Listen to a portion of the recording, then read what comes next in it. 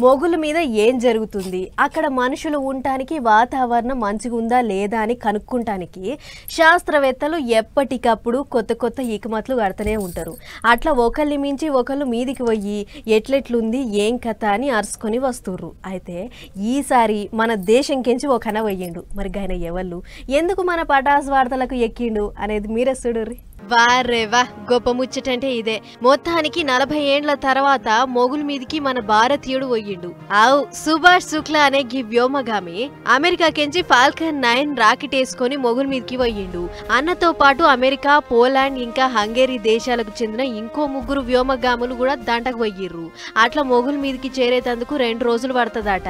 మొత్తం 550 కోట్లు ఖర్చు పెట్టి మన సర్కార్ శుక్లా అన్నను మొగుల మీదికి పంపిందంటుర్రు. ఇక మీదికి పోయి ఆడ 2 వారాల పాటు తీరు పరిశోధనలు ఇకమతులు చేసి వస్తారట.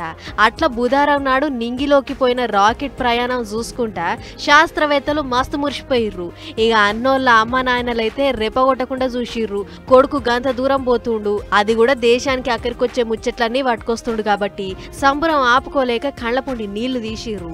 అయితే పెద్ద ముచ్చటేంటిదంటే 40 ఏళ్ల కింద మన దేశం తరఫుకించి రాకేష్ శర్మ మొగుల మీదకి పోయినుండే. ఆ టెంక ఇదివరి దాకా ఎవ్వళ్ళు పోలే. అగొక రెండో మనిషిగా శుక్లా అన్న రికార్డు కొట్టిండు. అంటే ఇండియా తరఫుకించి మొగుల మీదకి పోయిన భారతీయుడు సుభాంశు అన్ననే అన్నట్లు. ఇక గీ ముచ్చట చూసి దేశ పబ్లిక్ అంతా తారీఫ్ చేస్తుర్రు. మొగుల మీదకి పోవడంటే చిన్న సన్న ముచ్చట కాదు. పోయిన మీ పని మంచిగా చేసుకొని రావాలి, మన దేశం పేరు మరింత ముంగటికి తీసుకుపోవాలి, all the best Shukla sir అని మస్తు మంది కామెంట్లు రాసుకొస్తుర్రు. మరి ఇక పోనైతే పోయిర్రు గాని దేశ జనాలకు అక్కడికొచ్చే ముచ్చట్లన్నీ ఏ పాటి పట్టుకొస్తారో ఏమో చూసుకుంటూ పోవాలి.